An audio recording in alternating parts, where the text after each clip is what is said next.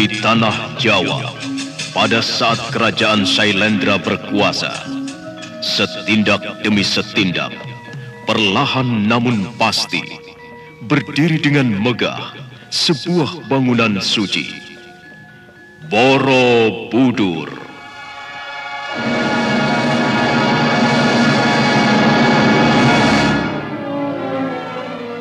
Borobudur diangkat dalam serial Sandiwara Radio dalam kisah Cahaya Gaib di Bukit Keramat.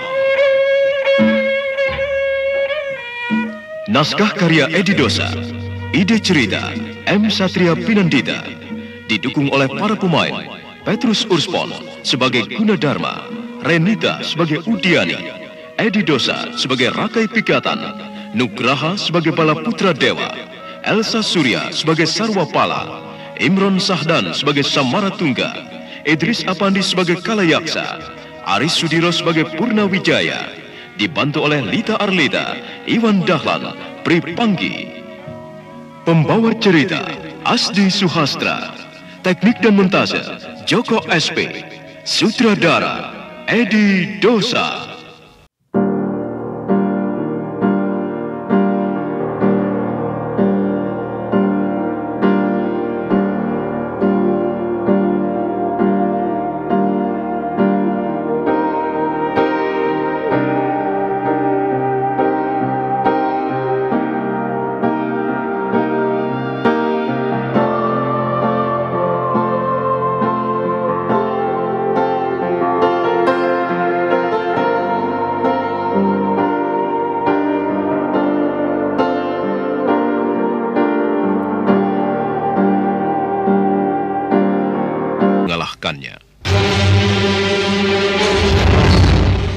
Karena amarah Udata yang tak terkendalikan lagi, maka perkelahian tidak bisa dihindarkan.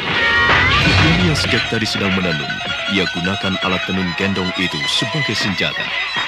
Udata tampak geram dan sangat bernafsu untuk mengalahkan Udiani, sedangkan Udiani kelihatan tenang. Untuk sementara perkelahian kelihatan seimbang. Sarwapala hanya menggelengkan kepala, melihat ulah anak-anak muda yang sedang mengadu jurus-jurus andalan mereka itu. Sambil terus menangkis dan sedikit mundur, Udiani dengan cepat melepaskan ikatan alat tenun itu dari perutnya. Kemudian bisa meladeni serangan Udata dengan lebih bebas, sehingga Udiani segera bisa mendesak lawannya. Dengan satu tendangan yang mantap, membuat Udata tersungkur.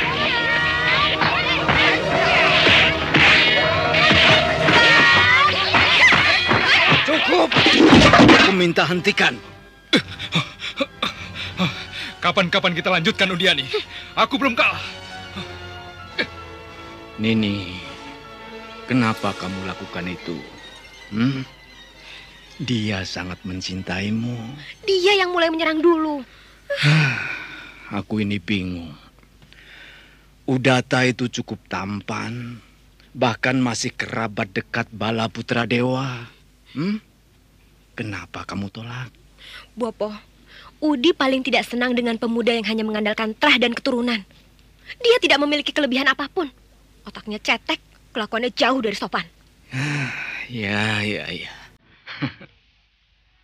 Bopo bangga kamu punya pendirian seperti itu, Udi.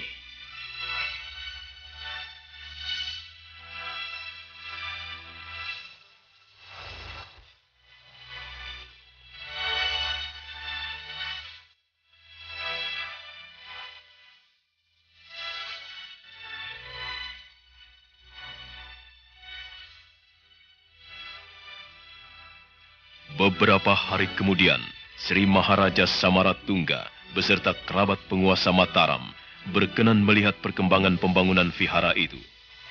Putri Pramodawardhani ikut serta dalam iring-iringan itu.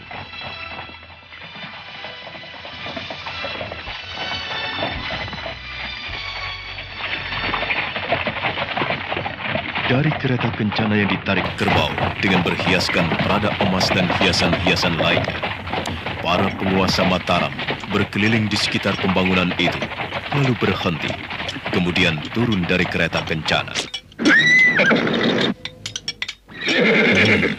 Wardhani, bagaimana kesanmu? Hebat sekali Ayahanda. Ini sebuah mahakarya yang pantas diacungi jempol. Raka Pikatan, Baginda Maharaja, saya siap menunggu perintah.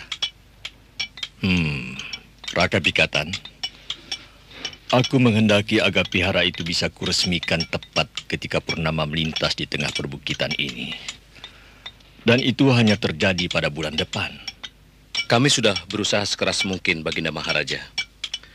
Mudah-mudahan Arca Triatna bisa selesai di awal bulan. Sebab memasukkan ketiganya ke dalam vihara merupakan pekerjaan yang cukup pelik. Apa yang aku saksikan ini, aku puas dengan kerja kalian. Dang Arcarya, rancangan Tuan benar-benar indah. Tidak kalah dengan bangunan di desa Kalasa. Terima kasih.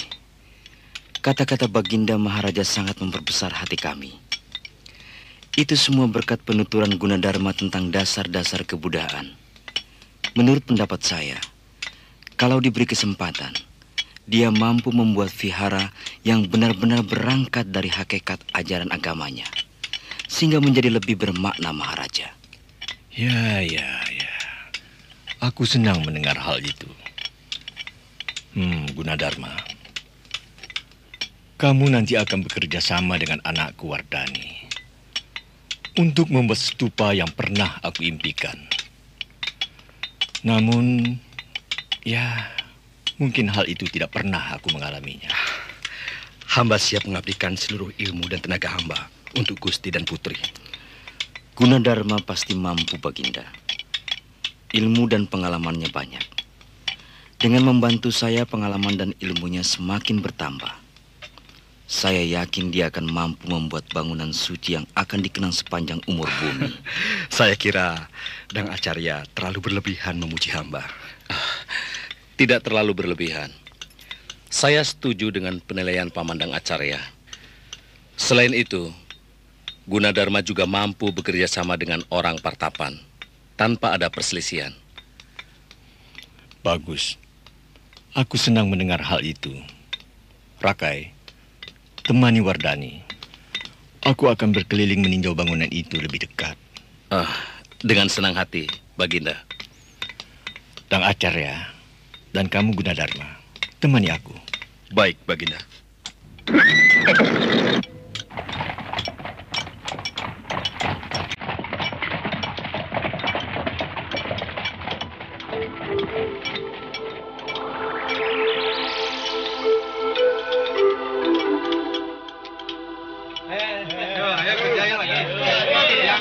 Putri ingin melihat pemahatan arca.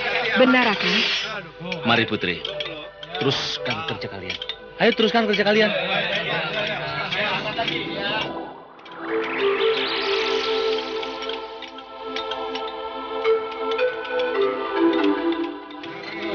Bagaimana Putri?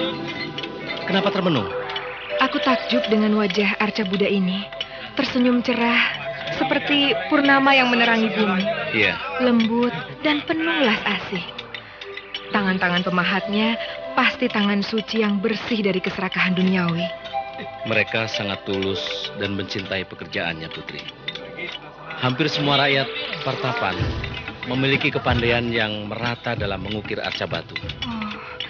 Kalau nanti aku harus mewujudkan impian Ayahanda Maharaja Samaratungga untuk membuat stupa Bumi Sambara Budura, saya harus dibantu oleh rakyat Rakai dari Partapan. Apapun akan saya lakukan untuk Putri.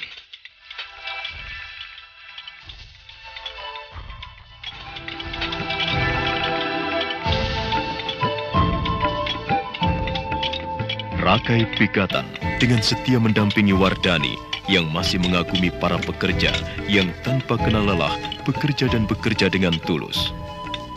Beberapa saat kemudian, dari jauh, seseorang dengan pakaian indah dan mewah, berperawakan tegap serta gagah, sedang memacu kudanya. Ia adalah Balaputra Dewa yang usianya hampir sebaya dengan Rakai Pikatan. Kuda itu berhenti di dekat mimbar, di mana Pramoda Wardani dan Rakai Pikatan sedang berdiri.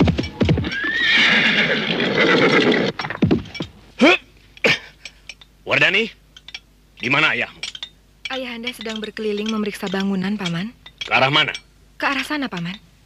Selamat siang, Baginda. Wardani, kalau kamu sendirian, lebih baik menunggu di kereta kencana. Jangan keluyuran sendirian begitu.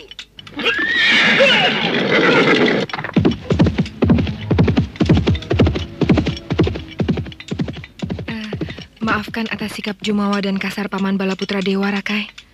Saya mengerti, Putri. Paman Balaputra Dewa memang kurang menyukai keturunan Wangsa Sanjaya. Lebih-lebih karena saya selalu berdekatan dengan Putri. Bukankah semua ini atas titah Ayahanda Maharaja sendiri? Benar, Putri.